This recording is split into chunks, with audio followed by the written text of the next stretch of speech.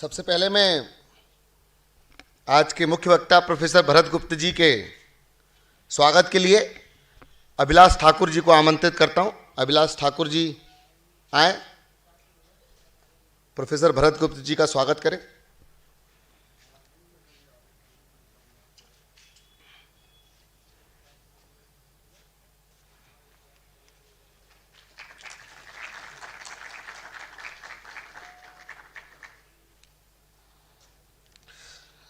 अब मैं अनुज यादव जी से आग्रह करूंगा कि अनुज यादव जी आएं। प्रोफेसर सुनील कुमार जी, माननीय कुलपति राजीव गांधी प्रौद्योगिकी विश्वविद्यालय, का स्वागत करें।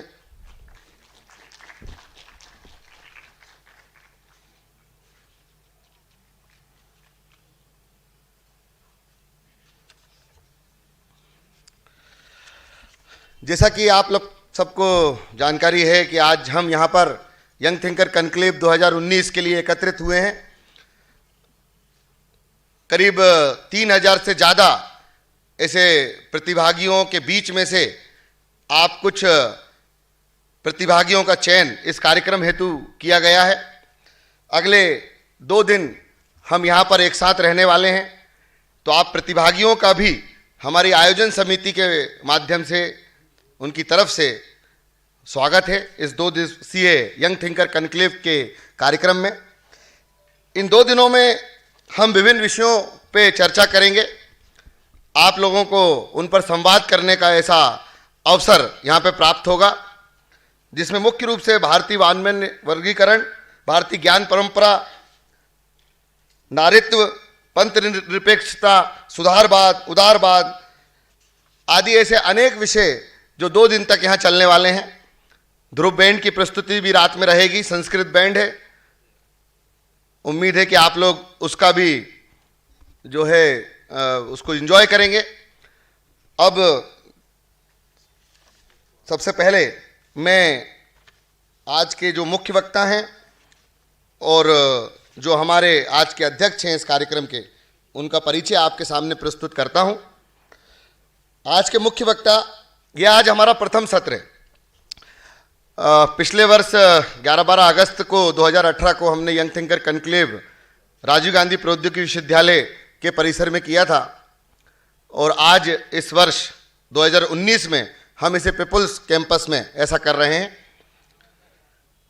आज के प्रथम सत्र के हमारे जो मुख्य वक्ता हैं डॉक्टर भरत गुप्त। आपका नाम ही आपकी पहचान है। भारत के ही नहीं तो पूरी दुनिया के जितने भी शिक्षाविद हैं और संस्कृति और शिक्षा के क्षेत्र में काम करने वाले लोग आपको बड़ा महत्व देते हैं, सम्मान देते हैं। आप दिल्ली यूनिवर्सिटी के रिटायर्ड प्रोफेसर हैं।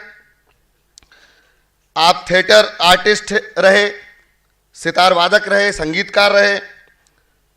आपके संपादकीय हमेशा समाचार पत्रों में प्रकाशित होते रहते हैं, और आपका मार्गदर्शन समाचार पत्रों के माध्यम से, पुस्तकों के माध्यम से भारत के और भारत ही नहीं तो भारत के बाहर सभी लोगों को लगातार मिल रहा है।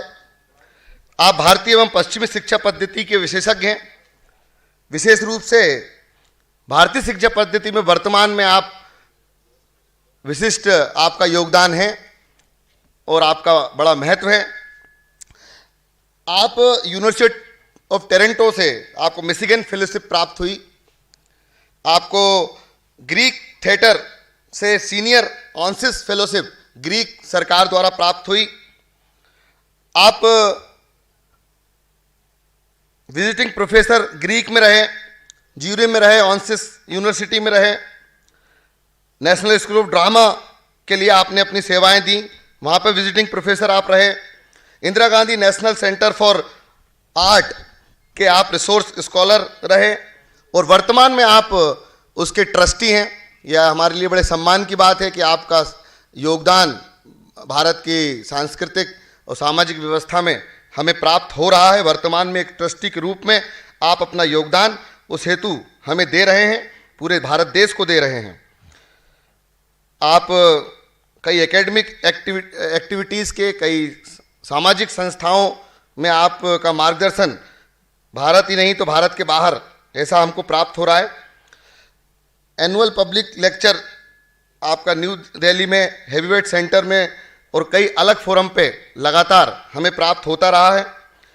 कई पुस्तकों को आपने लिखा है, जिसमें मुख्य dramatic concept Greek and Indian 1994, Natya Shastra ancient scale of Indian music, 12 Greek poem into Hindi, India a culture decline और रिवाइवल, ये आपकी मुख्य पुस्तकें हैं। आज आपको हम अपने बीच पाकर बड़ा गौरवान्वित महसूस कर रहे हैं और मुझे पूरा विश्वास है कि इन 2 दिनों में हम आपसे बहुत कुछ प्राप्त करने वाले हैं और हमारे प्रतिभागी यहाँ से आपसे बहुत कुछ लेकर जाने वाले हैं। आपका पुनः एक बार आयोजन समिति की तरफ से स्वागत है। आज के कार्यक्रम के इस सत्र की जो अध्यक्षता कर रहे हैं, उनको पाकर भी हम बड़ा गौरवान्वित महसूस करते हैं।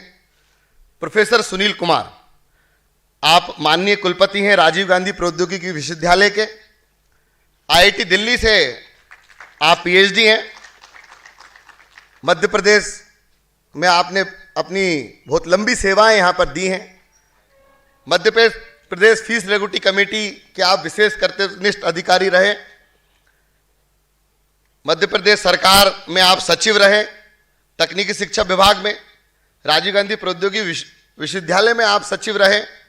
मध्य प्रदेश सरकार तकनीकी शिक्षा विभाग में आप अपर मुख्य सचिव ऐसे रहे और उस दौरान इस पूरी मध्य प्रदेश की तकनीकी शिक्षा को दिशा देने वाले आप ऐसे रहे और आप ही के योगदान से आज मध्य प्रदेश की तकनीकी शिक्षा इस रूप में ऐसी दिखाई देती है। न केवल मध्य प्रदेश की तकनीकी शिक्षा परंतु वर्तमान में एआईसीटी जो तकनीकी शिक्षा परिषद है, जो कि भारत में सभी जगह इंजीनियरिंग कॉलेजों को मान्यता प्रदान करती है और तकनीकी शिक्षा के मापदंड निर्धारित करने का ऐसा कार्य जो करती है, आप उसके सेंट्रल जोन के माननीय अध्यक्ष हैं। आपके प्रयासों से तकनीकी शिक्षा परिषद के जितने अधिनियम हैं, उनमें विशेष आपका योगदान ऐसा रहा है। भारत में तकनीकी शिक्षा में विशेष रूप से उच्च शिक्षा में ऐसा योगदान आपका जो प्राप्त हो रहा है, उसके लिए हम आपके आभारी हैं। निश्चित रूप से आपका मार्गदर्शन, आपका आशीर्वाद सदा से ही हमको मिलता रहा है और आज भी और अगले 2 दिन भी ऐसा हमको मिलने वाला है।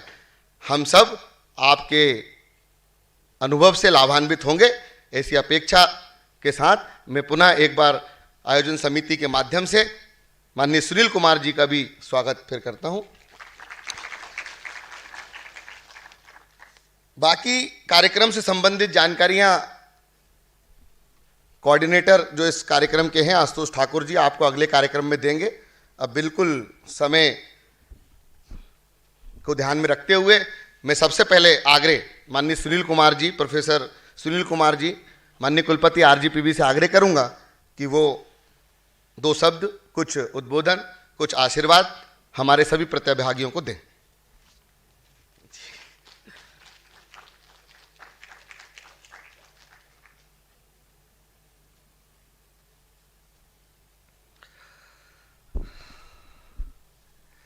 यंग थिंकर्स कॉन्क्लेव 2019 में पधारे हुए प्रदेश से विभिन्न भागों से जितने भी प्रतिभागी आए हुए हैं, मैं सबका आपके इस प्रांगण में स्वागत करता हूं।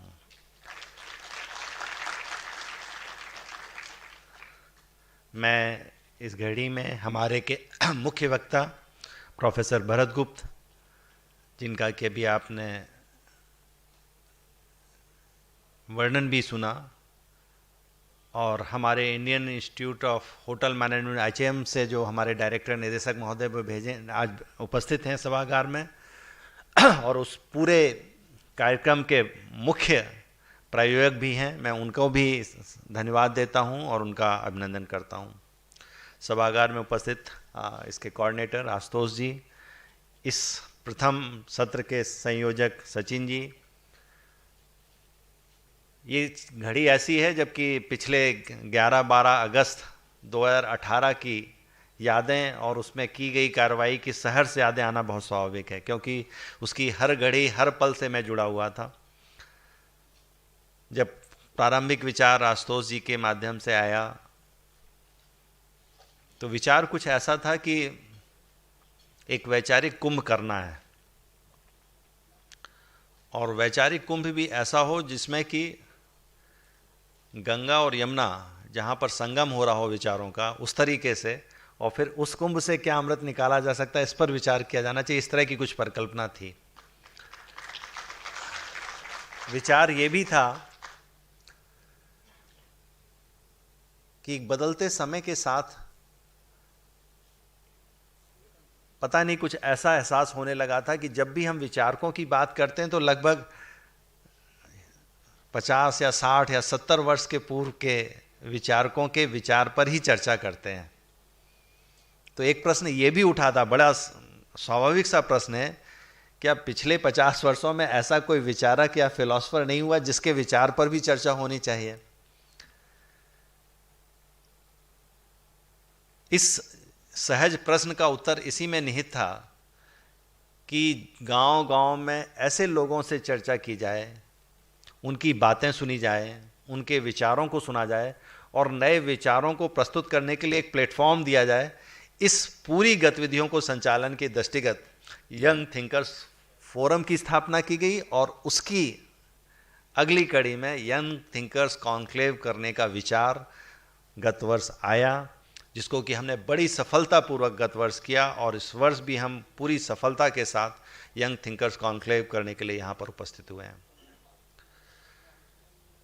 इस विचार को आगे बढ़ाने से पहले जो मेरे मन में एक विचार घूम रहा है उस पर मैं जरूर चर्चा करना चाहूँगा, क्योंकि पिछली रात मैं भी जागा था। और जैसे आप सबको विदित है कि चंद्रमा से 2 कदम दूर, लगभग 2 किलोमीटर पहले, जो लैंडर था चंद्रयान मिशन 2 के अंतर्गत, उसका संपर्क इसरो से टूट गया। सुबह 8 बजे माननीय प्रधानमंत्री द्वारा इस घटना पर इसरो सभागार में इसरो के वैज्ञानिकों को राष्ट्र के सम्मुख संबोधित किया गया। प्रधानमंत्री ने कहा कि चंद्रमा इतना खूबसूरत लग रहा था कि लैंडर से भी ना रहा गया और वो 2 कदम पहले ही हमारे अंगुल से छूटकर चंद्रमा की ओर दौड़ पड़ा। ये भी एक विचार ही है।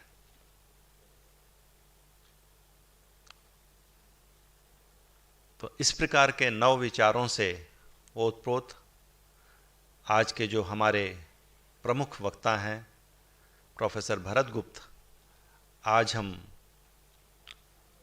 जो विषय उन्होंने लिया है उस पर उनके विचार सुनेंगे और लगभग 40 मिनट का व्याख्यान यह रहेगा, और उसके बाद 20 मिनट वो आपसे आपके प्रश्नों का जवाब देंगे और आपसे चर्चा या परिचर्चा करना पसंद करेंगे। इस यंग थिंकर्स कॉन्क्लेव की जो टैगलाइन है, आ नो भद्रा कृतो यंतु विश्वतः, सभी तरह से कल्याणकारी विचारों को आने दें, कुछ इस तरह का भाव इस संस्कृत वाक्य में छुपा हुआ है। और यही हमारी नियति भी होना चाहिए कि कल्याणकारी विचार कहीं भी, किसी भी कोने, किसी भी क्षेत्र, किसी भी व्यक्ति, कहीं से भी आए, उसको हमको सहर्ष स्वीकार कर सर्वे भवन्तु सुखिनः सर्वे भवन्तु निरामया, उस कॉन्सेप्ट को आगे ले जाना है। आज इस कड़ी में मैं भरत गुप्ता जी को सादर आमंत्रित करता हूं कि वे अपने विचारों से अवगत कराएं।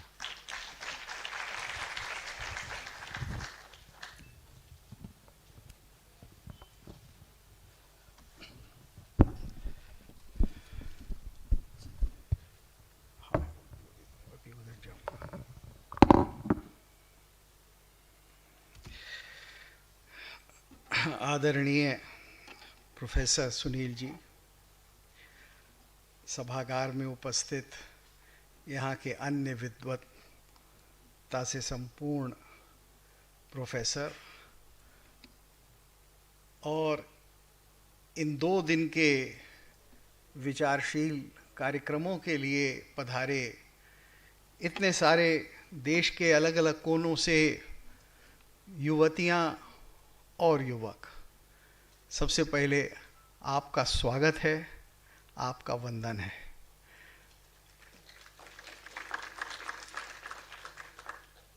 कहने की बात नहीं है, जीने की बात है कि देश का भविष्य आप ही के हाथों में है। अक्षरशः यही सच है।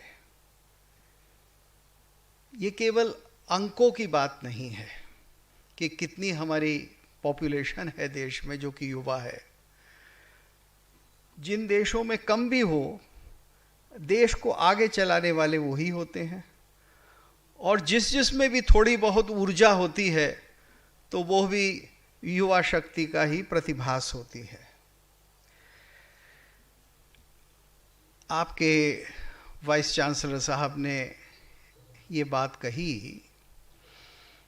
कि हमें विचार करना है केवल पिछले 60-70 वर्षों के में जो विचारक हुए हैं या 100-200 वर्षों में विचारक हुए हैं उनसे आगे बढ़कर, और गांव-गांव में जो विचार हो रहा है उसको भी साथ लेना है, उसको भी समझना है। बहुत से लोग कह सकते हैं कि ये गांव-गांव में जो भारतीय मानस में विचार है इसका कैसे पता लगे, कैसे जाने कि लोग क्या सोच रहे हैं। ठीक है, साधन से हम पता भी लगाएंगे तो निश्चित रूप से एक चीज पता लगेगी कि हमारे देश का जो सामान्य व्यक्ति है वो कोई बहुत नई आधुनिक बात ही नहीं सोच रहा, यद्यपि उसके प्रति वो सजग है। वो जो हजारों साल से हमारी संस्कृति के ग्रंथ रहे हैं, विचार रहे हैं, मनीषी रहे हैं, उन सब को भी अपने मन में धारण करता है।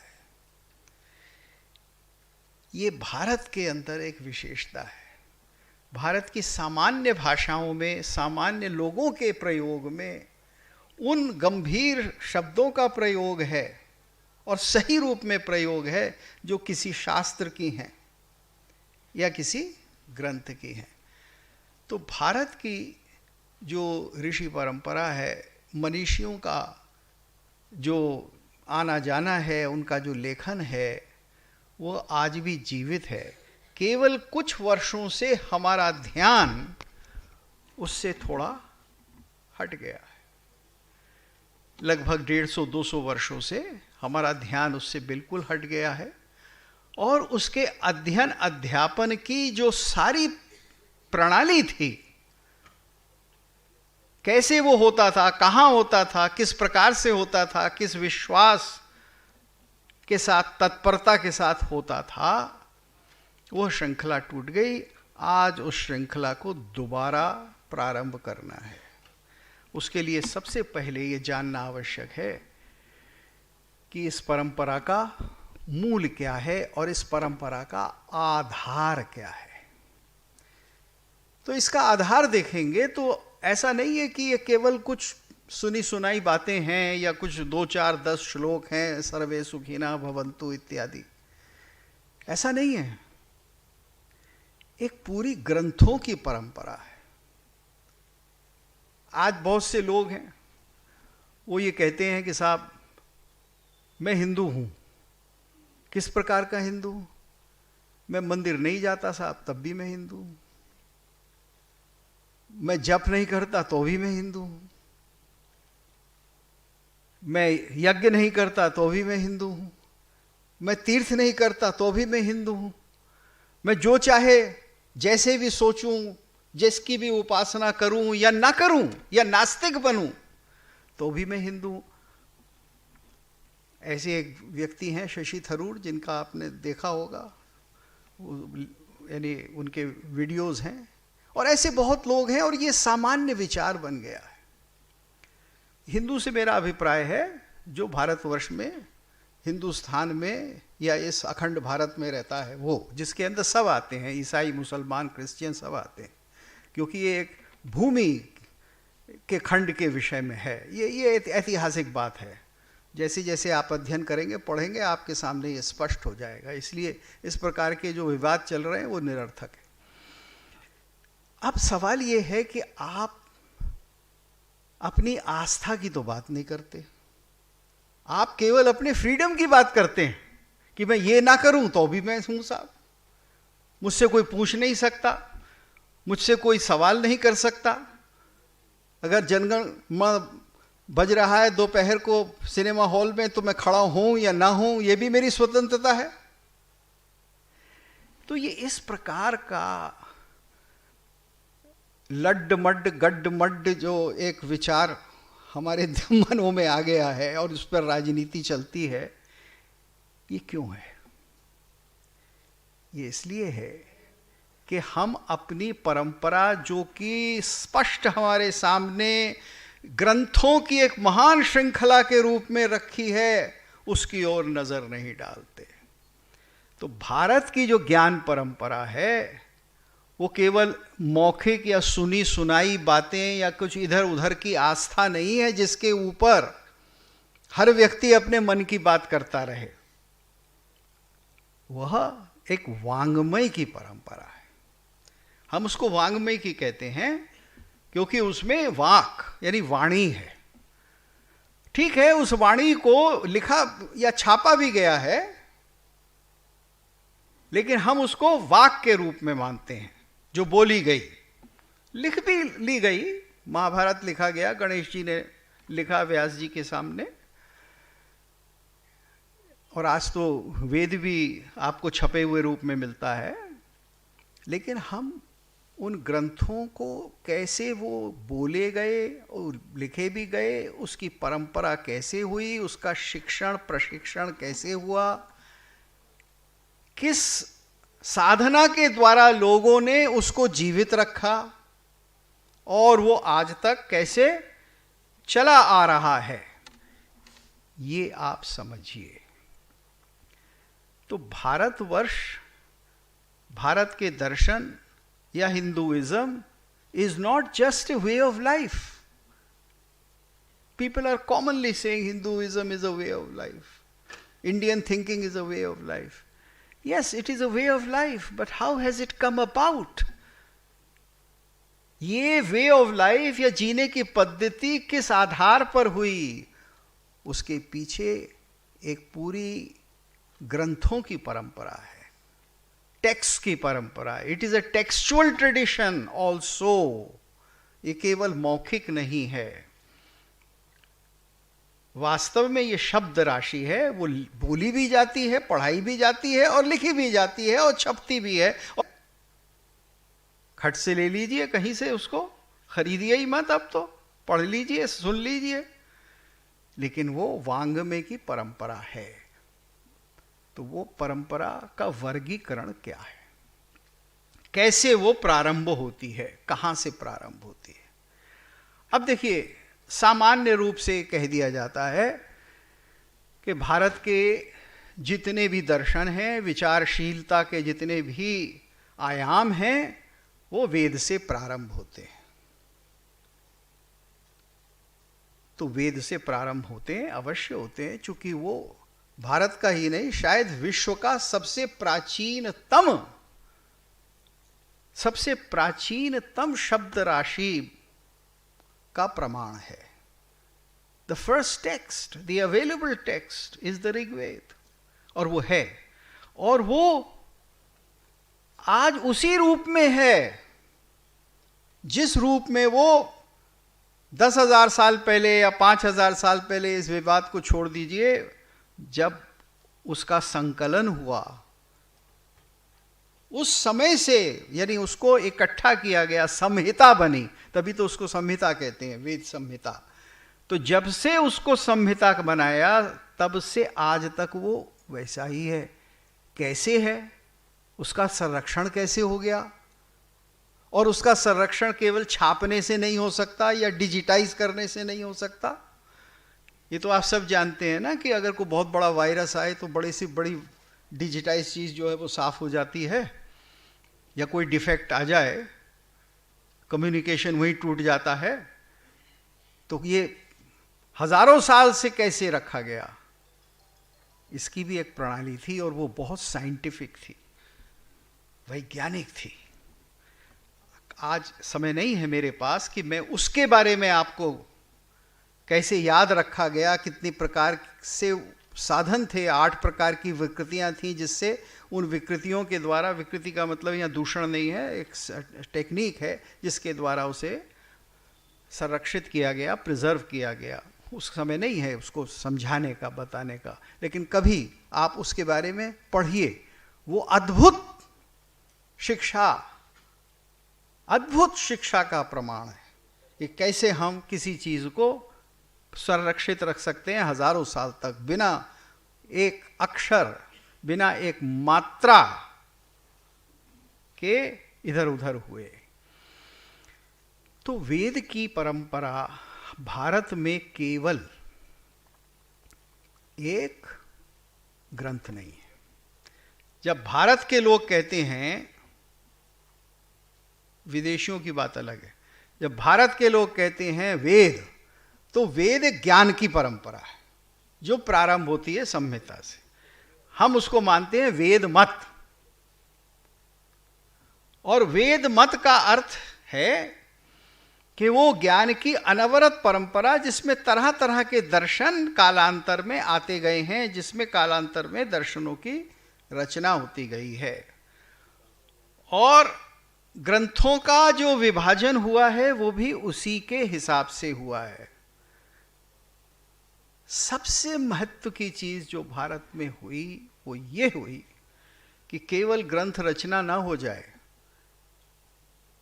ये तो अन्य संस्कृतियों में भी हुआ, यूनान में हुआ, यूनान में बहुत बड़े बड़े दार्शनिक हुए, अफलातून, प्लेटो, प्लाटोन, हाँ, बहुत बड़े दार्शनिक उनसे पहले हुए।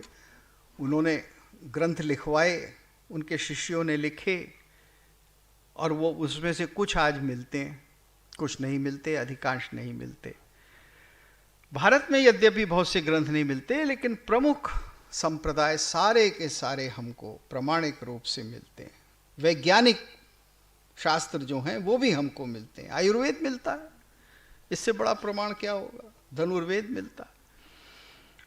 तो उसकी एक शिक्षा पद्धति थी, लेकिन वो शिक्षा पद्धति के साथ साथ एक वर्गीकरण था जो शिक्षा के साथ रहती थी। तो वेद की परंपरा जो है उसको बार बार लोग अध्ययन करते हैं और उसमें नवीनता लाते हैं। तो पहली चीज तो ये है कि हमको ग्रंथ को देखना ही नहीं है, मंत्रों को याद ही नहीं रखना है, मंत्रों को विनियोग में, प्रयोग में बार बार लाना ही नहीं है, बल्कि उनके नए नए अर्थ भी करने हैं। और वो नए नए अर्थ करने ही की तरीका ही भारत में दर्शन माना गया है। जो 6 दर्शन हैं वो और क्या है। भारत के अंदर जो सबसे बड़ी बात हुई, जो आज नहीं हुई, और इसको गांठ बांध लीजिए, देखिए, और मैं तो दुनिया भर में ये डंके की चोट पे कहता हूं अपने लेक्चर्स में, और मैं बड़े बड़े विश्वविद्यालयों में, अमेरिका और इंग्लैंड के ऑक्सफोर्ड में और कोलंबिया में और बर्कले में, सब में 40 वर्ष में लेक्चर्स कर चुका हूं और ये कह चुका हूं, और लोग वहां मेरी इस बात को सुनकर व्यथित हो जाते हैं, लेकिन गलत नहीं कह पाते। बात क्या है, हमारे यहां 2 धारणाएं बनी। ये इंटरप्रिटेशन की बात हो रही है कि जो सत्य है, ऋत है, सत्य है, वास्तविकता है, हकीकत है, जिसको फारसी में हकीकत कहते हैं, यानी जो रियलिटी है, हक, उसको आप 2 प्रकार से भज सकते हैं, उससे 2 प्रकार से आप संबंध बना सकते हैं, एक निर्गुण रूप से और एक सगुण रूप से, और दोनों ही उतने मान्य हैं। काम की बात यह है, आज जो विश्व का संघर्ष आप देख रहे हैं, इशारे से ही आप समझ जाएंगे, बोलने की अधिक आवश्यकता नहीं है। जितना खून खराबा आप देख रहे हैं वो इसीलिए कि विश्व के अधिकांश लोग इस बात को नहीं समझ पाए, आज तक हजारों साल तक व्यथित होकर, रोकर, पीटकर, लड़कर, मरकर नहीं समझ पाए कि निर्गुण और सगुण एक ही सत्य के दो पक्ष हैं। मूर्ति को भजो या मूर्ति को न भजो, दोनों रास्ते हैं, और उन दोनों रास्तों में भी और दसियों रास्ते हैं। तो भारत में सबसे पहले उन्होंने इसकी प्रस्तावना की। समय नहीं है कि वो वेद के मंत्र इत्यादि आपके सामने रखूं जो मातरिश्वाद इत्यादि के ऊपर हैं, लेकिन ये बात वेद में ही हो गई। वेद में ही ये कह दिया गया कि उपासना की मूर्ति और मूर्ति के बिना, प्रतिमा और प्रतिमा के बिना दोनों ही बातें होंगी। तो देखिए, जो हमारे चार, विषय बड़ा लंबा है, मैं आपको कुछ प्रमुख बातें बता दूंगा, बाकी चीजें तो आप इंटरनेट पे खोज के पढ़ लेंगे सारी डिटेल। वेद चार है, लेकिन वास्तव में जो वेद की शब्द राशि है वो प्रमुखता ऋग्वेद है। तो ऋग्वेद क्या है? वो पाठ है, यानी मंत्रों का संकलन है, उसकी संहिता, यानी जोड़ना। संहिता का मतलब होता है जोड़ना। जैसे बालों को जोड़कर स्त्रियां अपने बालों को जोड़कर चोटी बनाती हैं या तरह तरह के हेयर डिजाइन बनाती हैं, तो इसी तरह से उन्होंने मंत्रों को एकत्रित किया और वो ऋग संहिता बनी। तो ऋग संहिता पाठ के रूप में है। अब जब इस पाठ का प्रयोग होता है, क्योंकि वेद जो है वो पढ़ने के लिए नहीं बना था। जैसे आज तो हम ये सोचते हैं कि वेद है और किताबों की तरह से ये किताब रखी है चार, आर्य समाज बड़े सस्ते पैसों में दे देता है, वहां से खरीद ले आते हैं हम 100 रुपए में चारों। तो ऐसा नहीं था, वो एक प्रयोग के लिए था। और प्रयोग क्या था? यज्ञ, कि आप देवता को बुलाएंगे, देवता की प्रशंसा में कुछ कहेंगे, देवता से कुछ मांगेंगे, और फिर उस देवता को या उन देवताओं को कहेंगे कि अब आप अपने स्थान को, अपने लोक को पधारिए, और आपने अगर ये सारा काम ढंग से किया तो आपको उसका फल मिलेगा। जैसे आप अगर ढंग से पढ़ते हैं किसी कोर्स के लिए तो आपको उत्तीर्ण होते हैं और अच्छे नंबर मिलते हैं, इसी तरह से। तो ये जब यज्ञ में प्रयोग होता था, जब उन मंत्रों को गाया जाता था, तब वो गान जो था वो सामवेद कहलाता था। जब पाठ होता था तो 3 स्वरों में होता था। पावकान सरस्वती वाजे वाजनीवती यज्ञं वष्ट, ये 3 स्वर हैं। लेकिन जब 7 स्वरों में उसको डाल दिया जाता था, हा पा, जब इस तरह से हम गान करते थे तो वो सामगान हो जाता था। फिर इन्हीं मंत्रों का जब वेद में प्रयोग होता था तरह तरह के कार्यों के लिए, आहुतियों को देना, बिठाना, यजमान को रखना, ये सब करना, तब वो यजुर्वेद होता था। और इन्हीं सब चीज़ों को आगे बढ़ाने के लिए इसमें कुछ और जो विद्याएं जुड़ी, आयुर्वेद इत्यादि, तो वो चौथा वेद अथर्ववेद कहलाया। ये वर्गीकरण है। उसके साथ फिर जब विज्ञान आगे बढ़ता है, इसका अध्ययन कैसे होगा, तो जो वर्गीकरण हुआ तो उसमें 3 प्रकार की शाखाएं बनाई गई और उसके लिए अलग अलग ग्रंथों की रचनाएं। तो आरण्यक यानी जंगल के अंदर जो ग्रंथ बने उनको हमने आरण्यक कहा, और इसके अतिरिक्त जो कैसे वेद के लिए यज्ञ हों, उसकी क्या विधियां हों, उसके लिए ब्राह्मण नाम के कई ग्रंथ बने, शतपथ ब्राह्मण इत्यादि, उनकी एक बहुत लंबी लिस्ट है। और फिर इस सब का तत्व क्या है? ये तो क्रिया है ना।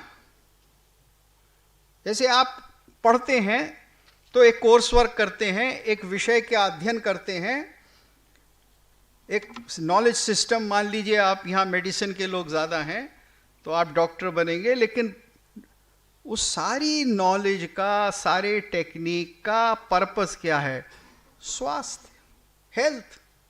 तो इसीलिए ये सोचा गया कि इस सारे काम का अर्थ क्या है? ज्ञान। किसका ज्ञान? ब्रह्म का ज्ञान।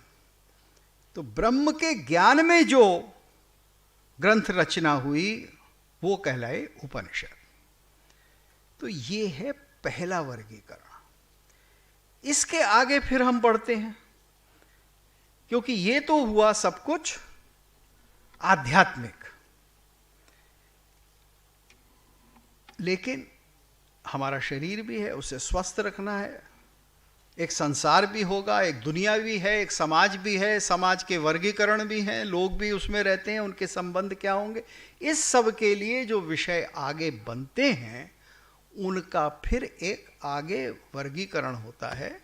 पहले पहले उनको शिक्षा इत्यादि कहा गया, कल्प इत्यादि कहा गया, कुछ प्रैक्टिकल चीज़ें उसमें थीं, और फिर जैसे जैसे संस्कृति का अत्यधिक विकास हुआ और बहुत सारी प्रैक्टिकल चीज़ें सामने आईं, जैसे अगर आपको स्वस्थ रहना है तो स्वस्थ रहने की विद्या क्या है? वो आयुर्वेद कहलाई। आपका मन होता है मैं कभी गा दूं, तो जब आप गाएंगे तो भाई कैसे गाएंगे और कैसे सिखाएंगे दूसरों को गाना? खाली बाथरूम में तो नहीं गाएंगे ना, हमें खाली बाथरूम सिंगर बन के ही तो नहीं खत्म करना है। तो उस विद्या को आगे बढ़ाया तो वो गांधर्व वेद कहलाया। फिर मनुष्य नाचता भी है, तो कैसे आप नाचेंगे, नृत्य कैसे करेंगे? तो उस नृत्य की क्या विधा होगी, उसके लिए बना एक अलग शास्त्र जिसको नाट्य शास्त्र कहा। ठीक है। और कैसे ऐसे नाचेंगे कि वो दूसरों को देखने में भी अच्छा लगे। वो आज के बॉलीवुड वाला वो जो मिर्गी डांस है ना, कि लोग खट से गिर पड़ते हैं, फिर खट से उठ जाते हैं, फिर कभी इधर हाथ करते हैं, कभी उधर, जिसका कोई सिर पैर नहीं होता, जिसको आपको सिखाने की ज़रूरत नहीं होती, सब अपने आप ही करने लगते हैं। तो उसकी बात नहीं हो रही, उस नृत्य की बात हो रही है जिसमें आप गहरी बातें कह सकते हैं कि मेरा यह शरीर है, और किसी ने कहा कि ये शरीर जो है, ये अंड जो है, ये सारे संसार की बात कह सकता है, और ये सारे संसार में जो है वो मेरे शरीर में भी। तो सिद्धांत बना अंड पिंड, कि ये अंड है, इतना बड़ा सर्कल है, यूनिवर्स है, और ये सब कहाँ है? ये मेरे भीतर है। मैं इसको इस शरीर से रिप्रेजेंट करता हूँ। तो मैं दिखाता हूँ, देखो, इस सारी दुनिया के बारे में मैं बोलकर आपको बता दूंगा। मेरे पास एक विज्ञान है, तो मुद्राएं बनी। अगर मैं ऐसे हाथ करता हूँ तो उसका कुछ अर्थ है, अगर मैं ऐसे हाथ करता हूँ, इसको ये पताक हस्त कहलाता है, तो ये आशीर्वाद के लिए। मैं इसको ऐसे कर देता हूँ तो ये संहार के लिए। तो ये जो पूरी विद्या बनी कि नृत्य एक भाषा हो गई, एक लैंग्वेज हो गई, एक टेक्निकल लैंग्वेज हो गई। जैसे आप विज्ञान में टेक्निकल लैंग्वेज बनाते हैं ना, टर्मिनोलॉजी बनाते हैं, वो अलग अलग होती है हर चीज़ के लिए। तो इस तरह से जो पूरी टेक्निकल सिस्टम्स डांस में कैसे होंगे, उसका एक शास्त्र बना। अब मैंने आपको ये 2-3 एग्जाम्पल दे दिए। इसी तरह से दर्शन के शास्त्र बने। फिर समाज में हम रहते हैं, समाज में किसका क्या धर्म होगा, धर्म का मतलब ड्यूटी क्या होगी। आज का जो डिस्कोर्स है वो क्या है भाई? वो है किसका क्या अधिकार होगा। आज हर व्यक्ति को अपने अधिकारों की बड़ी चिंता है। मैं किसी के लिए क्या करूं, पड़ोसी के लिए क्या करूं, दीन दुखी के लिए क्या करूं, अपने ही साथ रहने वाली या रहने वाले के लिए क्या करूं, वो चिंता नहीं है। आपको अपने अधिकार, मैं क्या ले सकता हूं समाज से। देखिए, एक भयंकर विकृति है ये, इसको समझ लीजिए। कुछ नहीं तो इतना, ये एक बात को समझकर यहां से जाइए 2 दिन में। लोग कहते हैं धर्म क्या है? धर्म वो है जो मुझे दूसरे को देना है। दूसरे से जो लेना है वो धर्म नहीं है, क्योंकि जब मैं दूंगा तो जो मैंने दिया है वो मुझे मिलेगा, वो मेरा अधिकार है। लेकिन ये जितना भी आजकल डिस्कोर्स या व्याख्या चली है राइट्स की, विमेन राइट्स, चाइल्ड राइट्स और मुस्लिम राइट्स और क्रिश्चियन राइट्स और हिंदू राइट्स और माइनॉरिटी राइट्स और फॉरेनर्स राइट्स, ये उल्टा है। हर व्यक्ति सोच ये हो गया मुझे क्या लेना है। तो भारत में समाज में किसको क्या देना है, जब ये बना तो वो कहलाया धर्मशास्त्र। वो एक मनु महाराज हुए ना, जिनको आजकल बड़े जूते पड़ते हैं। पूरी पार्टियां हैं इस देश में जो आपसे कहती हैं आप उन्हें पढ़िए, वो सिर्फ यही कहते हैं। मुसीबत तो ये कि देश में कोई पढ़ता ही नहीं कुछ। टेलीविजन पे वो लंबी दाढ़ी पहनकर लोग आ जाते हैं, किसी की जेब में कुरान होता है, किसी की जेब में भगवत गीता होती है, और पता ये नहीं कि इस ग्रंथ में लिखा क्या है, किसी को नहीं पता। उनसे कहिए जरा 2-4 कोटेशन दे दीजिए, गायब। धर्मशास्त्र बने। शास्त्र का क्या अर्थ होता है? आज की तारीख में शास्त्र एक बड़ा डरावना शब्द है। 2-4 बातें और कहूंगा, फिर विराम दूंगा और आपके प्रश्न लूंगा। आप प्रश्न निस्संकोच पूछिए, उसी में बहुत सारी चीजें मैं और कह दूंगा।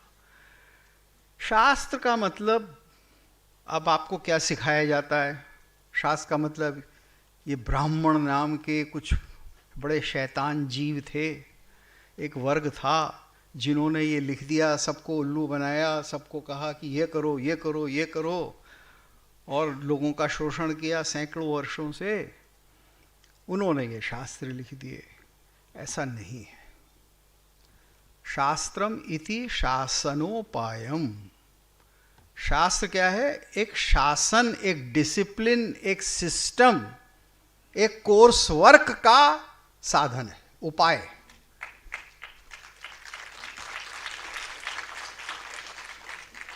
अब भाई आज फिजिक्स पढ़ते हो तो एक सिस्टम से पढ़ते हो, केमिस्ट्री पढ़ते हो, मैथमेटिक्स पढ़ते हो, दैट्स ऑल। उसके कुछ रूल्स हैं, और बाद में जब समझ जाते हो तो उन रूल्स के आगे सोचने लगते हो। कि पहले न्यूटन महाराज हुए, न्यूटन के बाद फिर आइंस्टाइन हुए। आइंस्टाइन ने कहा न्यूटन यहां खत्म होता है, नया सिद्धांत यहां शुरू होता है, और उसके बाद लोग आगे भी लगे हैं। तो शास्त्र केवल ये है, जो ज्ञान हमारे पास है उसको व्यवस्थित करना, उसके अलग अलग क्लासिफिकेशन करना, एक को दूसरे में नहीं जोड़ना, और उसका प्रयोग करना। आप क्यों फिजिक्स में रिसर्च करते हैं भाई? इसलिए कि कुछ इन्वेंशन हो और वो इन्वेंशन समाज में काम आए। अब पेट्रोल खत्म होने वाला है तो सूर्य की शक्ति को हम कैसे प्रयोग में लाएं, यही तो है ना मॉडर्न फिजिक्स, केमिस्ट्री और नेचुरल साइंसेस का पर्पस। तो पहले भी यही था और कुछ नहीं था। पहले भी ये था कि अगर कला है तो इस कला किस लिए है? इसलिए नहीं कि इससे पैसा कमाया जाए, बॉलीवुड हॉलीवुड बन जाए, ये इसलिए नहीं कि ये कला हमारा मानसिक और आध्यात्मिक विकास कैसे करे, हमें कैसे अच्छा बना दे, हमें कैसे एक सदुपदेश दे। इसीलिए नाट्यशास्त्र को 5वां वेद कह दिया गया। और उस सब ज्ञान को हमारे बीच में रखने के लिए काव्य बने। तो ये जो वर्गीकरण हुए हैं हमारे यहाँ, इसमें शास्त्र है टेक्निकल विषय, कि किसी एक एरिया ऑफ नॉलेज को आप लेते हैं, उसका एक डिसिप्लिन बनाते हैं और कैसे सिखाया जाएगा, पढ़ाया जाएगा और अप्लाई होगा। वो थ्योरेटिकल नहीं है, how it is to be applied. फिर काव्य था, काव्य में आदि काव्य वाल्मीकि की रामायण है, जो वाल्मीकि ने रचना की, और उसका आधार क्या है? करुणा।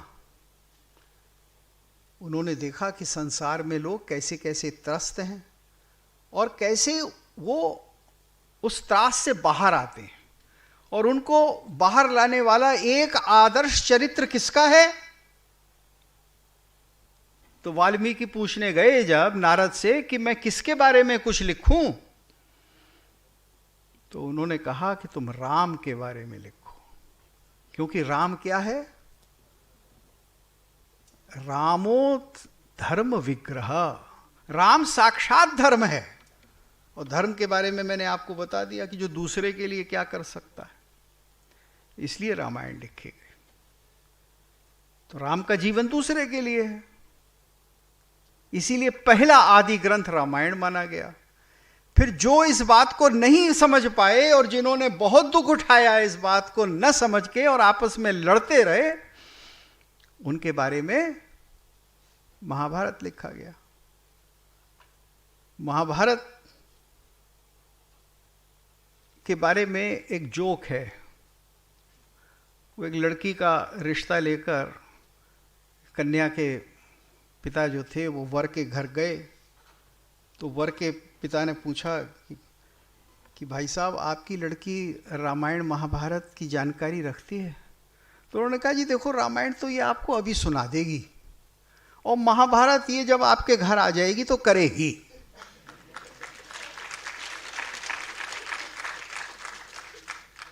तो ये अंतर है कि एक में तो आदर्श है कि कैसे मिलकर चलो, दो भाइयों में कैसे समर्पण है, धर्म है, एक दूसरे को क्या देना है, एक दूसरे से क्या मांगना है वो नहीं, और दूसरे में क्या है कि कुछ देना ही नहीं है, तुझे तो सुई की नोक के बराबर भी कुछ नहीं देना है।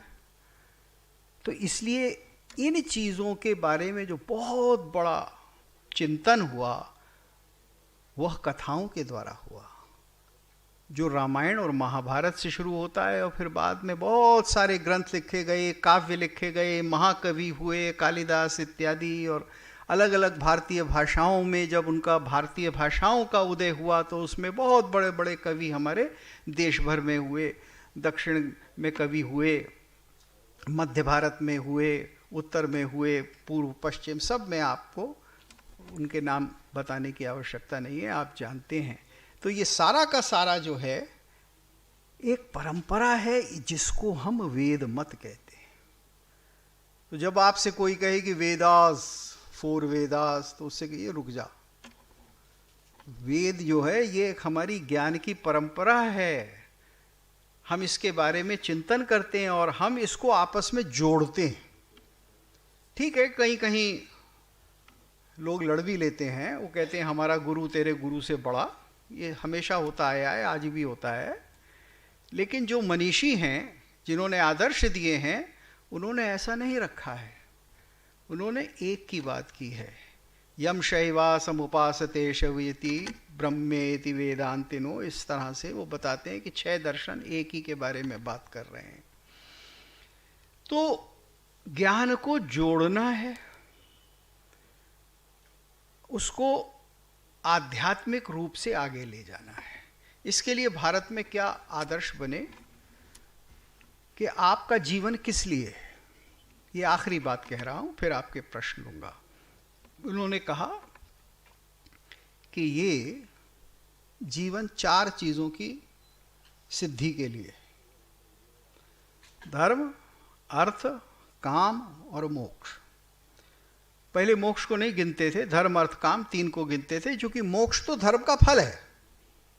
धर्म, अर्थ और काम तीनों का फल मोक्ष है। मोक्ष का मतलब है कि आप हर प्रकार की चिंता से, हर प्रकार की बेवकूफ़ी से, हर प्रकार के अज्ञान से, संशय से छूट गए। ये मोक्ष का अर्थ है। तो अगर धर्म का पालन करेंगे, अर्थ का पालन करेंगे, काम का पालन करेंगे, तो ये आपको निश्चित रूप से मिलेगा। ये धर्म, अर्थ, काम और उसका फल मोक्ष। तो ये 4 चीजें हैं जिनके लिए हम जीते हैं, और इन्हीं के हिसाब से अलग अलग ग्रंथों का भारत में वर्गीकरण किया गया है। ये क्लासिफिकेशन जो है ये इसी प्रकार से है। तो धर्मशास्त्र इसलिए बने कि समाज में कैसे रहना है, और एक धर्मशास्त्र नहीं है, भारत के अंदर 150 से ज्यादा हैं। हमारी परंपरा ये नहीं है कि जब वो मूसा गए सिनाई पे तो वहाँ से अपने टैबलेट ले आए जिस पर फिंगर ऑफ फायर ने 10 कमांडमेंट्स लिख दी थी और यही अंतिम है। या जो कुरान प्रकट हुआ जबरील के द्वारा मोहम्मद साहब हजरत पर, वो उसमें जो लिखा है वो ऐसा का ऐसे ही रहेगा क़यामत तक। ये विचार नहीं है भारत में। देखिए, भारत का विचार है कि धर्म निरंतर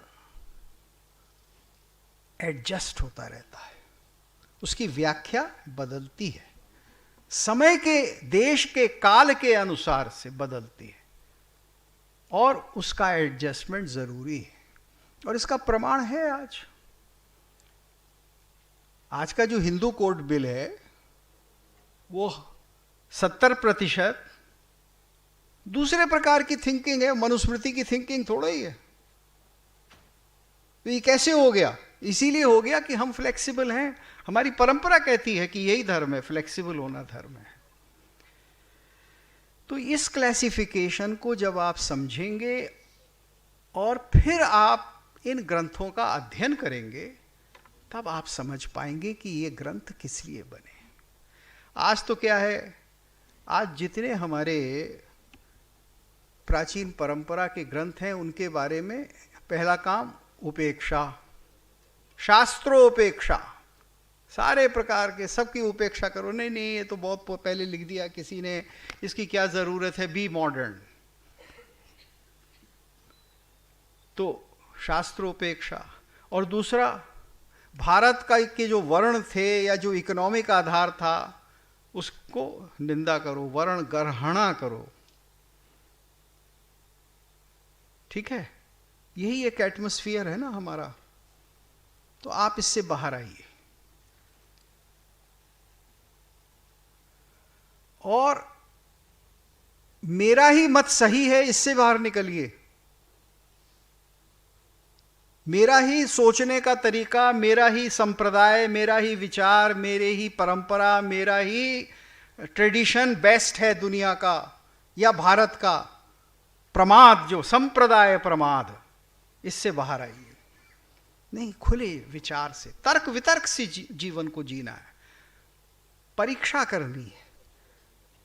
अर्थशास्त्र में सबसे पहले जो आदर्श रखा है कौटिल्य ने, वो ये नहीं रखा कि कैसे दूसरे दुश्मन के यहाँ विषकन्या भेज दो। चाणक्य का मतलब हो गया है ट्रिकस्टर। आज यही मतलब है, साहब बहुत बड़े चाणक्य हैं, बड़ी चालें खेलते हैं। ये नहीं है भाई। चाणक्य तो सबसे पहले कहता है एनालिसिस, आनवीक्षिकी त्रयी वार्ता दंड नीतिश्च इति विद्या। विद्या क्या है? आनवीक्षिकी, एनालिसिस, त्रयी, 3 वेद और उनके आदर्श, कॉमर्स, वार्ता, और दंड नीति, शासन। आज आप दंड नीति की, शासन की बात करते हैं तो सबको लगता है साहब ये तो जुल्म हो रहा है, हमारे राइट्स का हनन हो रहा है। वो ट्रैफिक रूल्स में फाइन बढ़ा दिया तो देश में त्राही त्राही मच गई कि हम तो इतना पैसा नहीं देंगे, हम तो शराब पी के गाड़ी चलाएंगे, ये तो हमारा हक है। डेमोक्रेसी का यही मतलब है। इस सारे एटमॉस्फेयर को आपको बदलना है, क्योंकि भारत की जो शास्त्र की, ग्रंथों की, धर्म ग्रंथों की परंपरा है, वो विचार की है, वो डिसिप्लिन की है, वो ओपन माइंडेडनेस की है, वो रिसर्च की है। और रिसर्च ना आर्टिस्टिक होती है ना साइंटिफिक होती है, वो रिसर्च लॉजिकल होती है। ये एक नया प्रवाद भारत में 30-40 साल से चल रहा है। जवाहरलाल नेहरू ने साइंटिफिक टेम्पर नाम का एक शगुफा छोड़ दिया, साइंटिफिक टेम्पर। अरे साइंटिफिक टेम्पर तो हर चीज़ में होता है, लॉजिकल नहीं होते आप कविता भी लिखते हैं, उसमें छंद होता है, उसके कुछ तरीके होते हैं, उसका इफेक्ट होता है, तो वो भी तो साइंटिफिक है भाई। कौन सी चीज़ साइंटिफिक नहीं है? जो भी आपने डिसिप्लिन रूप में किया है और दूसरे को सिखा सकते हैं, वो साइंटिफिक है। तो आर्ट और साइंस अलग नहीं होते, हर विद्या में साइंटिफिक तरीका होता है, और सारे भारत का जो ज्ञान राशि है वो साइंटिफिक है, वो आध्यात्मिक या पुरातन पंथी या ब्राह्मणवादी नहीं है। समझिए इस बात को। ये सारे जार्गन जो हमें सिखाए गए हैं, इससे बाहर आएंगे तब आप ये क्लासिफिकेशन समझेंगे और इसके मर्म को जानेंगे। धन्यवाद। अब आपके प्रश्न।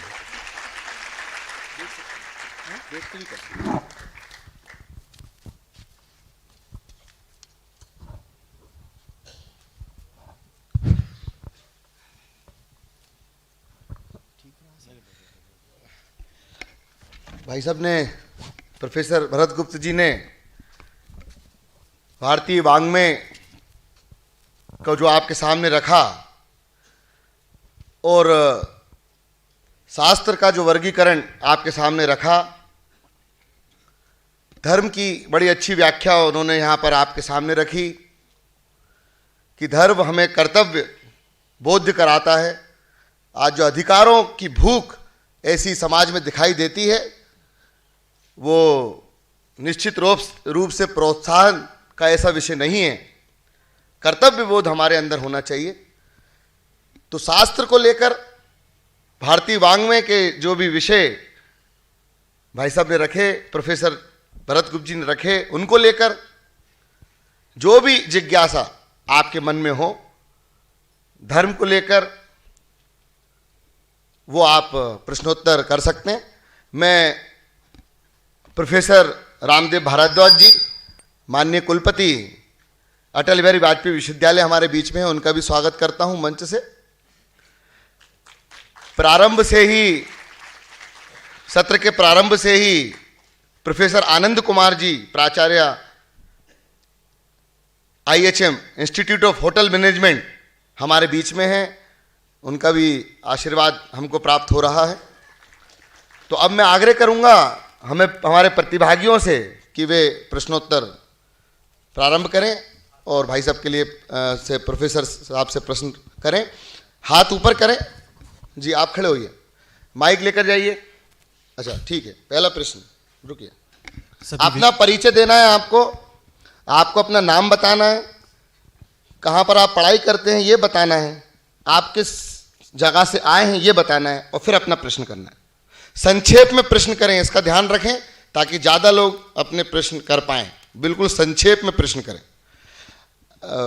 some foreigner delegates also here, and I request to all the foreign delegates, he or she also ask some question, and Professor Gupta introductory session of Shastra basically present in this session, so you can ask any question from the Ved, Puran, Dharm, Shastra, etc. सभी विद्वज्जनों के चरणों में नमस्कार करते हुए, मेरा नाम देवांशु शर्मा है। मैं ग्वालियर से यहाँ पर आया हूँ और मैं भी MET से BA LLB की शिक्षा ग्रहण कर रहा हूँ। तो जैसा कि आपने अभी बताया, तो मेरा उसमें प्रश्न ये है कि इन षड दर्शनों के जो मत हैं उनके बीच में समन्वय कैसे स्थापित किया जा सकता है। और दूसरा ये कि यदि, जैसा कि आपने कहा कि धर्म में फ्लेक्सिबिलिटी होनी चाहिए, तो क्या फ्लेक्सिबिलिटी एक ऐसा समय भी तो आ सकता है किसी फ्लेक्सिबिलिटी की वजह से जो उसका मूल स्वरूप है कहीं वो ही ना खो जाए? हाँ, बहुत अच्छा प्रश्न है। बैठिए। मूल बात ये पूछी है कि फ्लेक्सिबल होने में क्या हम अपना प्रिंसिपल ऑफ लाइफ या सिद्धांत वही छोड़ दें भाई? Is that the danger that in being flexible we end up giving up our principles? No, certainly not. देखिए, in the Indian tradition, argument means 4 kinds of stages of argument. First of all, trying to understand what the person opposing you, आपके सामने जो बैठा है वो क्या कह रहा है, उसका क्या सिद्धांत है. ठीक है, तो उसका सिद्धांत उसको समझिए और उसको ऑनेस्टली वैसा का वैसा बताइए खंडन करने से पहले. जैसे किसी का सिद्धांत ये है, मान लीजिए जैसे बौद्ध और वेदांत के बीच का अंतर है, वो कहते हैं कि ये तो इस जो कुछ नज़र आ रहा है ये बदल रहा है, शाश्वत कुछ है ही नहीं, इसके पीछे जो है वो शून्य है. तो ये उनका सिद्धांत है. अब किसी वेदांती का सिद्धांत ये होगा कि नहीं, ब्रह्म जो है वो सत्य है, वो हमेशा है, वो शाश्वत है. तो अब इन दोनों के बारे में पहले आप खंडन करेगा. अगर वेदांती खंडन कर रहा है वो बताएगा कि देखिए इन इन कारणों से शाश्वत चीज़ें होती हैं, इसका ये प्रमाण है, और आप जो कहते हैं वो गलत है. ये आपके आर्ग्यूमेंट में, आपके तर्क में वीकनेस है. और फिर अगर कहीं ऐसी स्थान भी है कि जहाँ दोनों के बीच में आप जुड़ सकते हैं तो उसको बताया जाएगा, और फिर वो दोनों मान लेंगे, या दोनों कुछ बात मानेंगे कुछ नहीं मानेंगे. तो फ्लेक्सिबिलिटी का अर्थ यहाँ ये होता है, मैं दूसरे की बात सुनूं, दूसरे की बात जानूं, उसमें से कुछ ले सकता हूं तो ले लूं, ये फ्लेक्सिबिलिटी है. लेकिन सबसे बड़ी फ्लेक्सिबिलिटी ये दर्शन की बातों में नहीं होती भाई. सबसे बड़ी फ्लेक्सिबिलिटी होती है व्यवहार में. और इसका उदाहरण दे दूं जो भारतवर्ष में हुआ और जो शेष विश्व में नहीं हो रहा है. मैंने शुरू में कह दिया था, मैं स्पष्टवादी वक्ता हूं, मुझे पॉलिटिकल करेक्टनेस की कोई चिंता नहीं होती, मैं दो टूक बात करता हूं. तो सीधी सी बात है कि कुछ लोग कहते हैं कि प्रतिमा की उपासना करना पाप है, गलत है, अज्ञान है. ये इनफ्लेक्सिबिलिटी है. भारत की फ्लेक्सिबिलिटी ये है कि ठीक है, आपको निर्गुण अच्छा लगता है, आप नाक पकड़ कर प्राणायाम करिए, समाधि में चले जाइए, निर्गुण की उपासना करिए, कबीर की तरह से कहिए संतो सहज समाधि भली, और भाई मुझे अपने मंदिर में पूजा करने दीजिए. मेरे वेद का मिस इंटरप्रिटेशन करके कि तस्य प्रतिमा नास्ति, जैसे कि वो जाकिर नायक करता है, इसका अर्थ प्रतिमा का अर्थ मूर्ति नहीं है, प्रतिमा का अर्थ है जिसको नापा जा सके. तो जो सत्य है उसको नाप नहीं सकते आप, प्रतिमान नहीं है उसका कोई, ये अर्थ है इसका. तो भाई मुझको अपना उपासना करने दो, मुझे अपने भगवान के ऊपर जल चढ़ाने दो, उनकी उपासना करने दो, मंदिर बनाने दो, उसको आके मत तोड़ो. ये आप अपना कीजिए, मैं अपना कर रहा हूं, हम दोनों एक साथ रह रहे हैं, आपस में रोटी बेटी व्यवहार भी हो रहा है. भारतवर्ष में फ्लेक्सिबिलिटी का अर्थ क्या है कि आप वैष्णव हैं लेकिन आपने एक जैन या बौद्ध स्त्री से शादी कर ली. चंद्रगुप्त मौर्य जैन हो गया था ना बाद में, अंत में, और दक्षिण में बहुत बड़ी. इस चीज को लोग नहीं समझ पा रहे हैं. वो कहते हैं कि नहीं, हमारे सिद्धांत के हिसाब से हम एक क्षेत्र लेंगे, हम पाकिस्तान बनाएंगे. बनाया ना उन्होंने, और आज उसको जिहादिस्तान बना दिया. भारतवर्ष में ये नहीं हुआ कि एक दार्शनिक सिद्धांत के हिसाब से एक भूमि का टुकड़ा बना दो. ये फ्लेक्सिबिलिटी. अगला प्रश्न. बीच में आप खड़े होइए. हाँ जी, पहले जो खड़े हुए थे. Hello everyone, this is advocate Amay Bajaj, I am from Indore. Sir, मेरा आपसे ये प्रश्न है कि जैसा आपने बताया कि शास्त्र और धर्म एक डिसिप्लिन है, एक सेट ऑफ रूल्स हैं, लेकिन समाज ने और सोसाइटी ने विगत इतने सेंचुरीज में अपने हिसाब से उसको इंटरप्रेट करके कुछ सेट ऑफ रूल्स इम्पोज कर दिए गए हैं, जिसके कारण हम हिंदू और हिंदुइज्म को एक ऑर्थोडॉक्स का टैग दे दिया गया है. तो सर, इसको कैसे रोका जाए? देखिए, पहली चीज़ है पढ़िए और ये समझिए कि ये इनफ्लेक्सिबल नहीं है. ऐसी कौन सी चीज़ है भाई जिसको परिवर्तित नहीं किया गया? हमारा वर्गीकरण था 4 प्रकार से, ब्राह्मण, क्षत्रिय, वैश्य, शूद्र। और एक समय था कि हम कहते थे कि एक वर्ण का व्यक्ति दूसरे वर्ण में शादी नहीं करेगा और बहुत स्ट्रांगली उसे फॉलो करेगा। कालांतर में उसमें बहुत बड़े परिवर्तन हुए, ऐसा होता आया। और आधुनिक काल में पिछले 100 वर्ष में हमने कहा कि विवाह के मामले में इसकी चिंता करेंगे ही नहीं, दंड संहिता के मामले में इसकी चिंता करेंगे ही नहीं, इन सबको छोड़ देंगे, वोट का अधिकार सबको सामान्य होगा। ये कैसे हो गया? अगर हमारा शास्त्र इसकी इजाज़त नहीं देता तो ये कैसे हो गया? भारतवर्ष के अंदर स्त्रियों को वोट दे दिया गया, सबसे पहले दे दिया गया। जहाँ से वोट का आइडिया आया था डेमोक्रेसी में, वहाँ नहीं दिया गया। तो हमने कैसे दे दिया? क्योंकि हमारा सिद्धांत था सर्वम इदम खलु ब्रह्म, सब में ब्रह्म है। चाहे वो कोई संप्रदाय मानता हो, भारत का संप्रदाय मानता हो, विदेश का आया हुआ संप्रदाय धर्म मानता हो, कुछ भी मानता हो, सबको हम देंगे अधिकार। अब यहां समझना चाहिए कि जो हमने नया सिद्धांत लिया है इसका दुरुपयोग ना करें। जब लोग कहते हैं डेमोक्रेसी के और वोट के आधार पर मैं अपना जमीन का टुकड़ा अलग लूंगा,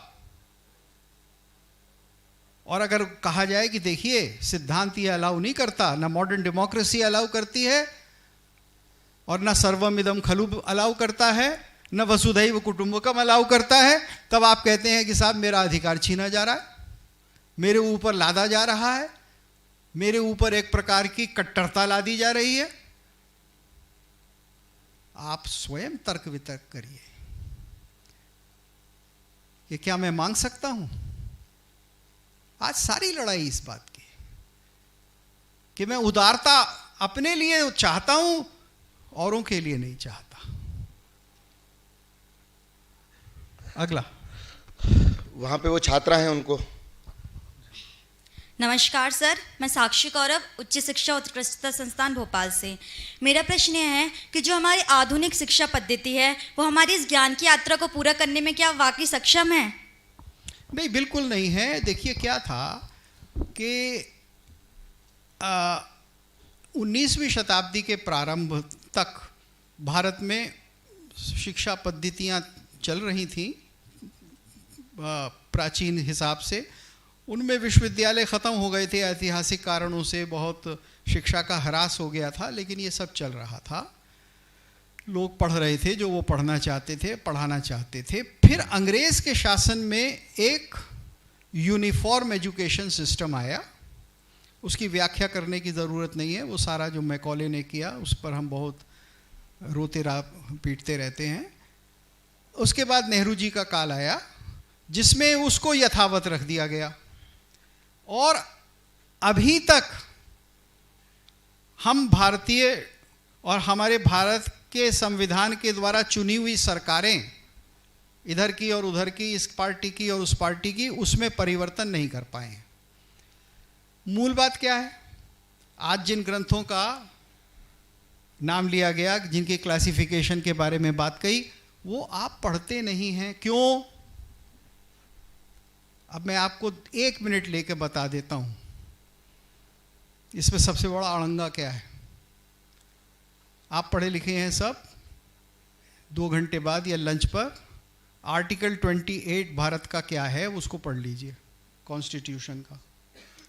उसमें ही लिखा है आर्टिकल 28 सेक्शन 1 में, no religious instruction can be given in an institution which is supported wholly और फुली और पार्शली बाय द गवर्नमेंट। यानी भारत सरकार जिसको संस्थान को कुछ भी सहायता देती है, और जो पब्लिक संस्थान है, स्कूल है, कॉलेज है, मदरसा है, कुछ भी है, उस मदरसा नहीं, जितने भी संस्थान हैं, उनको रिलीजियस इंस्ट्रक्शन की इजाज़त नहीं होगी। और जितनी भी हमारी ये परंपरा है, चाहे धनुर्वेद की हो या आयुर्वेद की हो, उस सबको रिलीजियस इंस्ट्रक्शन कह दिया गया। और नेहरू जी के काल में यही चलता रहा। जितने IAS IFS अफसर हैं यही आपको सिखाते रहे, यही UGC के अंदर चेयरमैन बनते रहे। या कुछ ऐसे प्रोफेसर बनते रहे जो इसी विचार के थे। तो ये इतना बड़ा षड्यंत्र भारत, स्वतंत्र भारत में चल रहा था और चल रहा है। तो इसलिए जब तक आप इस आर्टिकल को नहीं बदलेंगे कि आप हर चीज़ पढ़ा सकते हैं, अरे धर्म पढ़ाने में क्या बात है, धर्म ये पढ़ाता है दूसरों का गला काटो। और अगर किसी धर्म की किताब में ये लिखा है तो वो निकाल दो और या कह दो कि भाई ये गलत लिखा है। लेकिन आप हर चीज़ पढ़ाइए, हर एक को पढ़ाइए, हर बच्चे को ये मौका दीजिए कि वो अलग अलग सिद्धांतों का जानकारी ले, उनके बारे में चर्चा करे। जब तक आप ये खुलापन भारत में नहीं लाएंगे और ये वर्गीकरण कि ये जितने भी ग्रंथ हैं ये सब हिंदू ग्रंथ हैं और ये हिंदू शिक्षा नहीं होगी, जब तक इसका इलाज नहीं करेंगे, जब तक हर प्रकार की शिक्षा, हिंदू की ग्रंथों की शिक्षा, इस्लाम की ग्रंथों की शिक्षा, क्रिश्चियनिटी ग्रंथों की शिक्षा, सबकी आप वो ओपन नहीं करेंगे और सबको पढ़ने का मौका नहीं देंगे, आप इस समस्या से बाहर नहीं आएंगे। इस देश की परंपरा है डिस्कस करने की, खंडन मंडन करने की। आप बताइए आप किस में विश्वास करते हैं, मैं आपके साथ डिस्कस करता हूँ। ये शिक्षा में लाना है। अगला प्रश्न जी। सर प्रणाम, अंकिता तिवारी, जबलपुर विश्वविद्यालय से। मेरी एक जिज्ञासा थी कि जहाँ तक हम अभी तक सुनते और समझते आए हैं, धर्म अर्थात धारण करना, और हम अपने शास्त्रों की जहाँ बात करते हैं या वांग्मय की, उपनिषद जो भी हैं, मैं स्वयं एक ब्राह्मण परिवार से आती हूँ, पर मैंने कभी सोचा नहीं कि मुझे उन्हें पढ़ना है। ना मेरे पिताजी ने पढ़ा और मुझे लगता है शायद मेरे दादाजी ने भी नहीं पढ़ा होगा। तो कहीं ना कहीं जो वास्तविकता हम आज के समाज में देख रहे हैं, ये धर्म ग्रंथ मात्र एक पूजक के रूप में ही प्रचारित रह गए हैं। तो आखिर उनका सरलीकरण किस प्रकार आज के समाज में हो, तो मुझे लगता है कि धर्म का कुछ और ही प्रतिरूप हमारे बीच में निकल कर आएगा। हाँ, मैं आपका बात समझ, पहली बात ये समझ लीजिए, बैठिए, कि कोई सरलीकरण नहीं होता है। आप बीएससी ऑनर्स फिजिक्स में दाखला लेने जाती हैं तो ये कहती हैं कि सरल रूप में मेरे को समझा दो। भाई सरल रूप में नहीं, बुद्धि को कठिन रूप में समझने की ट्रेनिंग देना शिक्षा है।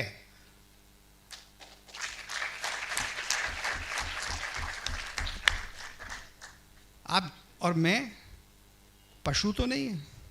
सरल तो पशु के लिए होता है, नैसर्गिक है। खाना कैसे है, संभोग कैसे है, मरना कैसे है, ये सब पशु करते हैं और मनुष्य करते हैं, ये सरल है। लेकिन जहाँ विचार है वहाँ कठिन है, उस कठिन को साथ जुड़िए। अब ये सही है कि आपके पिता ने, आपके दादा ने नहीं पढ़ा, यही दुर्घटना है भारत में। नेहरू जी के परिवार में भी कोई ब्राह्मण विद्वान नहीं हुए, हमने तो सुना नहीं। हुआ हो तो बता देना। अगर ऐसा हुआ होता तो शायद देश का भाग्य अलग होता।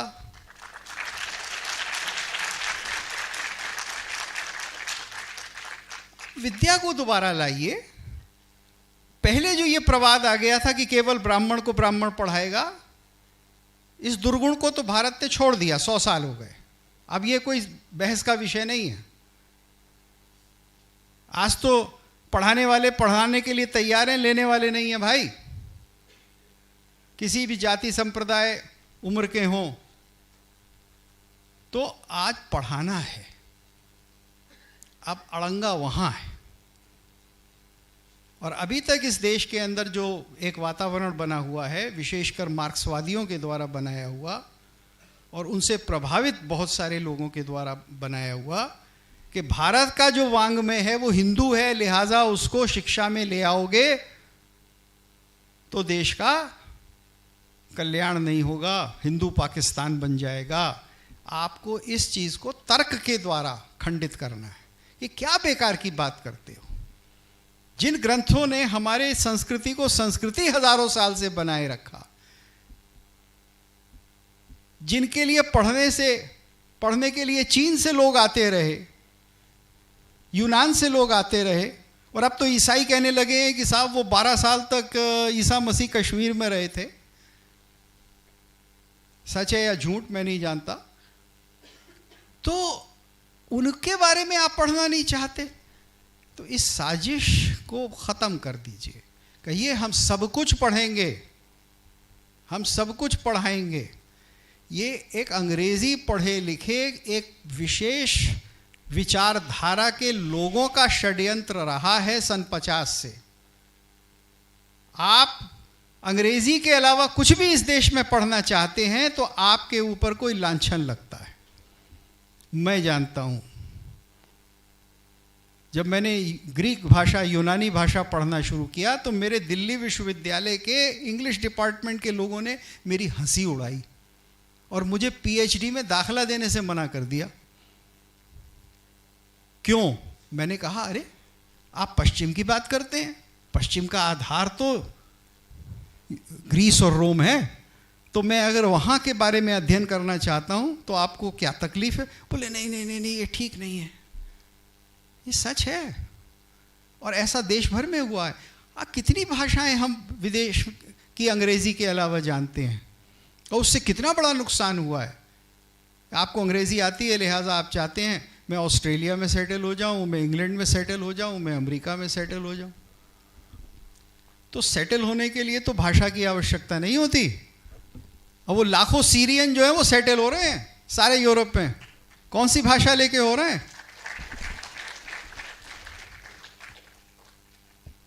इस षड्यंत्र को समझिए, इस पाखंड को समझिए और आपको इसके लिए आंदोलन करने की जरूरत नहीं है। अपने अंदर सक्षमता के द्वारा ज्ञान को बढ़ाने की आवश्यकता है। आप पढ़िए, जैसे मैंने कहा आपकी जेब में है अब ये सब, वेबसाइट पे सब मिलता है, बहुत सा अनुवाद में भी मिलता है आपकी भाषाओं में। अगला प्रश्न। अब समय की any foreign delegates please. Aakash ji, this is last question. There is limitation to time actually. I am Gershon from Patiala and also from Ghana, West Africa. Sir, in your presentation, you made mention of the fact that Hinduism is not a way of life. But all these years, I've been hearing that religion is a way of life. I'm a Christian, and when I go to church, that's what they say to me. And your explanation of that, you said it in Hindi, so I couldn't get what you were trying to say. So can you please repeat? Yeah, okay, I'll clarify. Thank you. You see, when you just say a way of life and you are a Christian, your way of life is dependent upon certain beliefs in a textual tradition, which means for a Christian, Bible, the Old Testament and the New Testament. And in the New Testament it is very clear that Christ is Son of God. He came here to be crucified so that if we believe in his suffering, then we shall also go to heaven. Isn't this the Christian belief? How do you know this belief? Because you study it. Maybe this was told to you by your parents or by others, but they studied it somewhere. So, your way of life is dependent upon certain arguments, certain ways of thinking, certain training enshrined in a text. Can there be any Christianity without Bible? Now, my argument here was to tell the Hindus, and this does not concern you, to tell the Hindus and the Indians who are 80% Hindus that just by saying that Hinduism is a way of life, you will not get anything. You must study those texts on which this way of life is based. Is that clear? समय की सीमा है, मैं बाकी लोगों से क्षमा चाहता हूँ। वे बाकी बचे हुए समय में बाहर भोजन के दौरान प्रोफेसर भरत गुप्त जी हमारे साथ रहने वाले हैं। आप व्यक्तिगत रूप से भी उनसे चर्चा कर सकते हैं। इसका एक मिनट कंक्लूसिवली इसको इस तरह से भी कह सकते हैं कि विचार से महत्वपूर्ण उसका विश्लेषण होता है, और हम यंग थिंकर फोरम में ये चाहते हैं कि आप विश्लेषण करना सीखें। जैसा कि माननीय कुलपति जी ने बताया, करीब भोपाल के 14 संस्थान मिलकर ये कार्यक्रम करते हैं। पिछले वर्ष भी किया था, इस वर्ष भी कर रहे हैं, जिसमें सभी प्रतिष्ठित भोपाल के संस्थान आयोजक के रूप में आयोजक के रूप पर यहाँ पर 2 दिन रहने वाले हैं। तो एक विश्लेषण के रूप में आप उस पर चर्चा करेंगे, चिंतन करेंगे। कुछ सूचनाएं हैं जिनका आपको 2 दिनों में पालन करना है, उन पर आप ध्यान देंगे तो अच्छा रहेगा। सभी सत्र समय से प्रारंभ होंगे, तो समय का पालन हमको करना है। समय से 5 मिनट पूर्व हमें सभागार में आना है। आज इस सत्र के बाद हमारा उद्घाटन सत्र है, वो बड़े हॉल में होगा, बाजू में ही बड़ा हॉल है। बाकी सारे सत्र यहाँ पर होंगे। पैरेलल सेशन के स्थान आपको बता दिए जाएंगे। आप जहाँ पर रुके हुए हैं वेदांत भवन में ऐसे पैरेलल सेशन रहेंगे, तो समय का आप विशेष पालन करें। बाकी सामूहिक सत्र सारे यहीं पर होने वाले हैं, इसी हॉल में होने वाले हैं, तो समय का आप विशेष ध्यान रखें। समय के पूर्व अपना स्थान ग्रहण करें।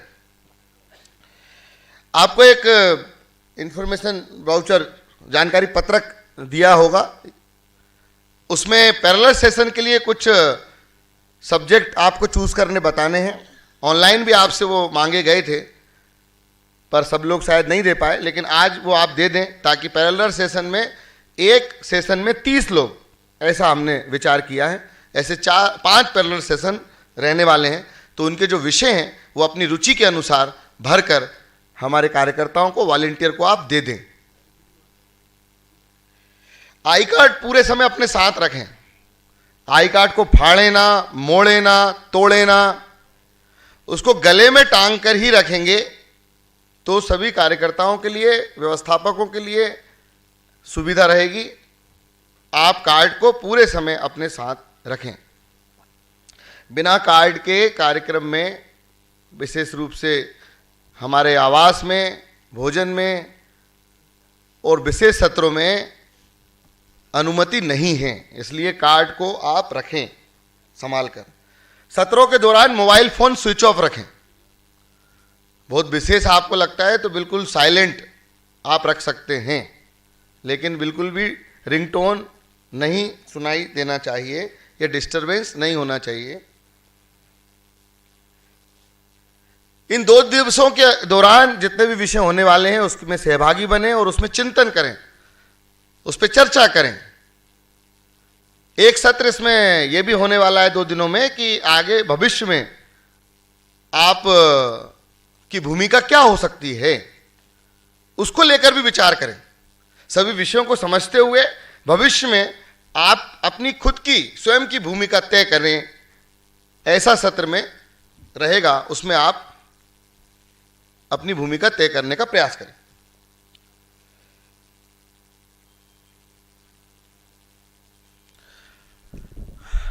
अब हम लोग हमारे उद्घाटन सत्र के लिए प्रस्थान करेंगे।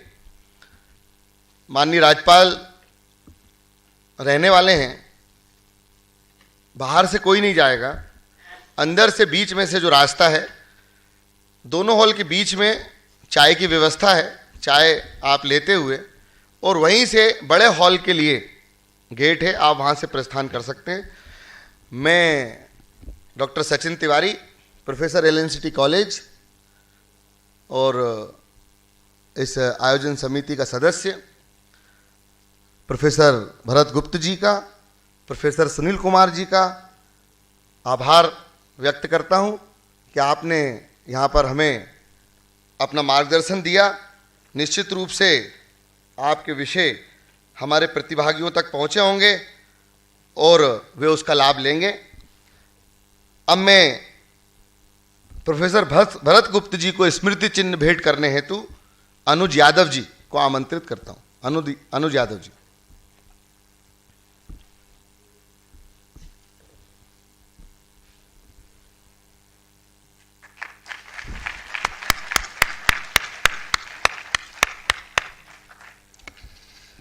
अब मैं प्रोफेसर सुनील कुमार जी को स्मृति चिन्ह भेंट करने हेतु अभिलाष ठाकुर जी को आमंत्रित करता हूं। अभिलाष ठाकुर जी आए और प्रोफेसर सुनील कुमार जी को।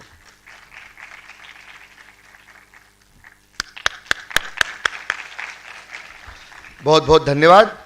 अब मेरा आप सबसे आग्रह है कि आप लोग चाय लेकर हमारे बड़े हॉल में पहुंचे। धन्यवाद।